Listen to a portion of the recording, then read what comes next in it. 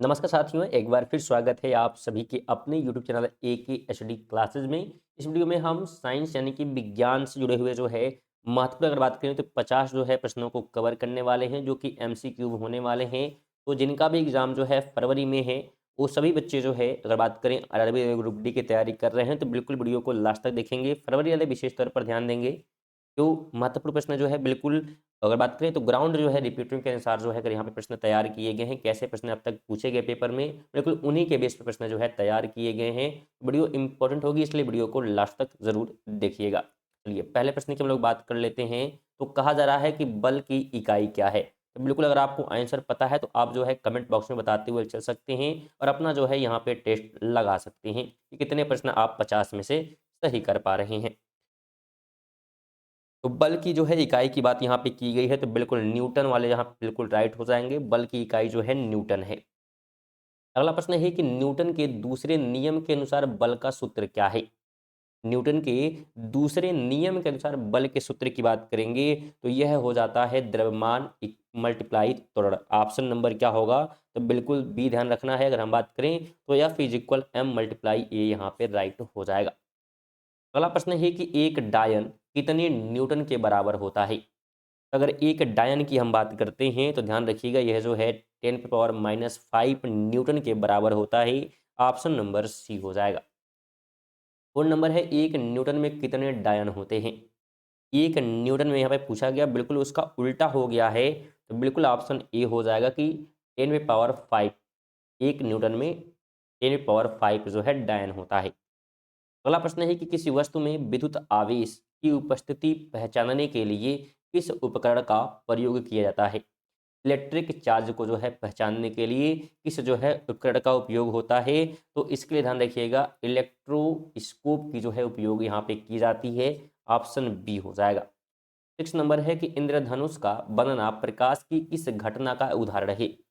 तो इंद्रधनुष के बनने की बात करेंगे तो यह जो है एग्जाम्पल है किसका, तो विक्षेपण का। ऑप्शन बी राइट हो जाएगा।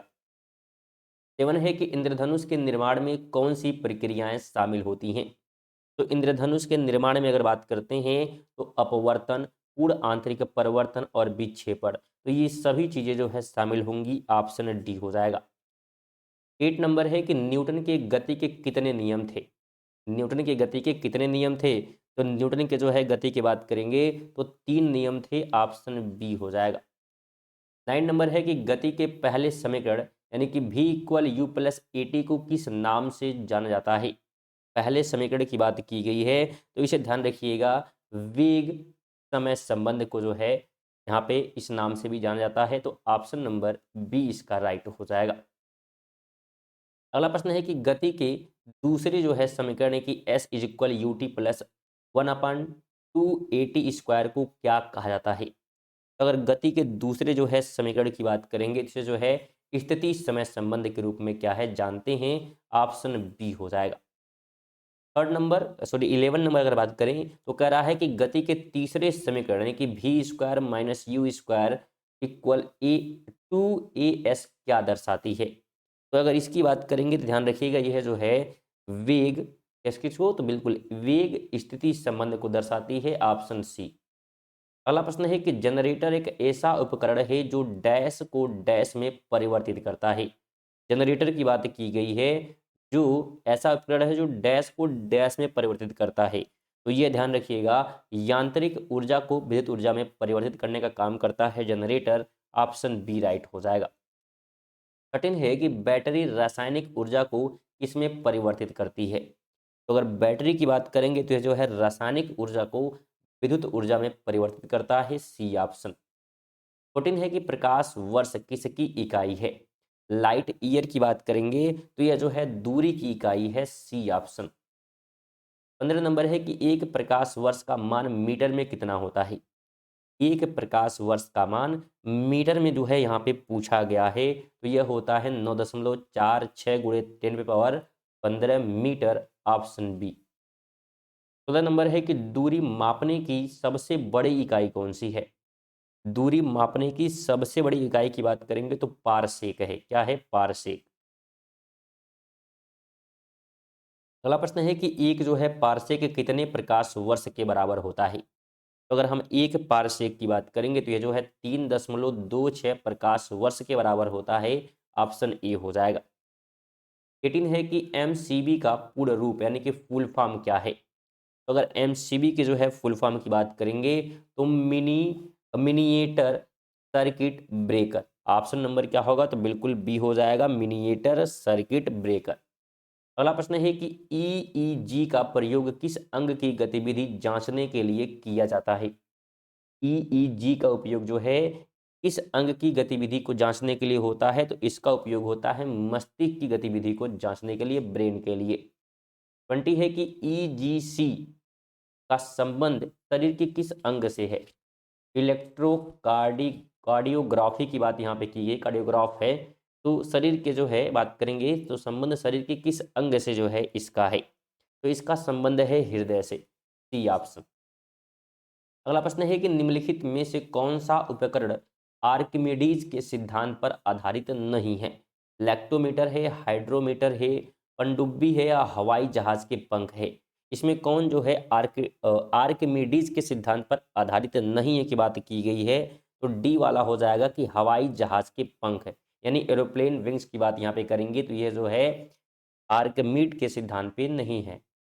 अगला प्रश्न है कि पानी के अंदर वस्तुओं की दूरी, दिशा और गति मापने के लिए किसका उपयोग किया जाता है? पानी के अंदर की बात यहाँ पे की गई है तो इसके लिए जो है सोनार का उपयोग होता है। ऑप्शन बी हो जाएगा। 23 है कि सोनार का पूर्ण रूप क्या है? अगर सोनार की हम पूर्ण रूप की बात करते हैं तो हो जाता है sound navigation and the ranging. Option number क्या होगा? तो बिल्कुल ए हो जाएगा। अगला प्रश्न है कि किस रंग की तरंग दैर्घ्य सबसे अधिक होती है? सबसे अधिक जो है तरंग दैर्घ्य की अगर बात करेंगे नीला, बैगनी, लाल और पीले में, तो सबसे अधिक जो है किसकी हो जाएगी? तो लाल की हो जाएगी। ऑप्शन नंबर सी। 25 नंबर है कि जिस रंग का प्रकीर्णन सबसे कम होता है वह कौन सी है? बैगनी, नीला, लाल और हरा। तो सबसे कम प्रकीर्णन की बात अगर करेंगे तो वह जो है कौन सा हो जाएगा? तो लाल हो जाएगा। Option number C. फ्रेंड अगर वीडियो पसंद आ रही है, इन्फॉर्मेटिव लग रही है तो वीडियो को लाइक और साथ में दोस्तों के साथ जो है शेयर जरूर करते हुए रहें। और नए हैं तो बिल्कुल चेक कर लें, और अगर आप सब्सक्राइब नहीं किए हैं तो बिल्कुल चैनल को सब्सक्राइब कर सकते हैं, जिससे क्लासेस जब भी स्टार्ट होंगी नोटिफिकेशन आपको सबसे पहले मिल जाएगा। क्योंकि आप हमारे चैनल के माध्यम से बात करें तो डेली जो है करंट अफेयर भी क्या है कवर कर सकते हैं। ये ग्रुप डी एग्जाम में बात करें लगभग 17 से जो है 18 प्रश्न जो है आपको देखने को मिलते हैं करंट अफेयर से। तो बिल्कुल करंट अफेयर भी क्या है आप कवर कर सकते हैं। रेगुलर बात करें हमारे चैनल के माध्यम से सुबह 6 बजे करंट अफेयर की वीडियो आती है, जिसमें महत्वपूर्ण करंट अफेयर कवर होते हैं जो इंपॉर्टेंट होते हैं, और साथ में प्रत्येक प्रश्न जुड़े हुए महत्वपूर्ण बिंदु भी बताए जाते हैं। तो बिल्कुल आप लोग उन्हें भी देखें, जिससे आपके प्रेजेंट टाइम में करंट अफेयर भी तैयार होते रहेंगे। आगे बात करें तो आसमान का नीला रंग प्रकाश की किस घटना के कारण दिखाई देता है? अगर आसमान के नीला रंग की बात करेंगे तो ये हमें दिखाई देता है प्रकिरण की वजह से। ऑप्शन नंबर सी हो जाएगा। 27 है कि हवा में ध्वनि की चाल लगभग कितनी होती है? तो अगर हवा में हम ध्वनि की चाल की बात करेंगे तो यह होता है 343 मीटर प्रति सेकंड। ऑप्शन बी हो जाएगा। 28 है कि ध्वनि की चाल किसमें शून्य होती है? ठोस है, द्रव है, गैस है या निर्वात है? तो ध्वनि की चाल शून्य जो है किसमें हो जाएगी? निर्वात में हो जाएगी, वैक्यूम में हो जाएगी। Option D. अगला प्रश्न है कि एल्युमिनियम में ध्वनि की चाल कितनी होती है? एल्युमिनियम में ध्वनि की चाल जो है पूछी गई है तो 6420 मीटर प्रति सेकंड। Option B.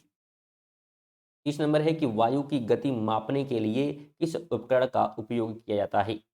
अगर वायु की गति को आपको मापना है तो इसके लिए जो है एनीमोमीटर का उपयोग करी किया जाएगा। बिल्कुल, तो ऑप्शन बी हो जाएगा। 31 है कि जल का घनत्व मापने वाला उपकरण कौन सा है जो जल का घनत्व मापता है? तो जल के घनत्व की बात करेंगे तो उसका नाम हो जाएगा हाइड्रोमीटर। Option C. 32 है कि दूध की शुद्धता मापने के लिए किसका प्रयोग किया जाता है? अगर दूध की शुद्धता की बात करेंगे तो लैक्टोमीटर का उपयोग होता है। C option. 33 है कि गाड़ी द्वारा तय की गई दूरी को मापने वाले यंत्र को क्या कहते हैं? तो गाड़ी द्वारा तय की गई दूरी को अगर मेजर करना है तो उसके लिए जो है ऑडोमीटर का उपयोग किया जाएगा। Option B. 34 है कि केपलर का दूसरा नियम क्षेत्रफल का नियम क्या कहलाता है? केपलर के दूसरे नियम की बात यहाँ पे की गई है, तो उसे अगर हम बात करेंगे तो समान समय में समान क्षेत्रफल तय किया जाता है। तो ये जो है ध्यान रखना है, केपलर का दूसरा नियम जो है क्या कहलाता है, तो समान समय में समान क्षेत्रफल तय किया जाता है, तो ये भी वेतुल कहा जाता है, ऑप्शन बी हो जाएगा।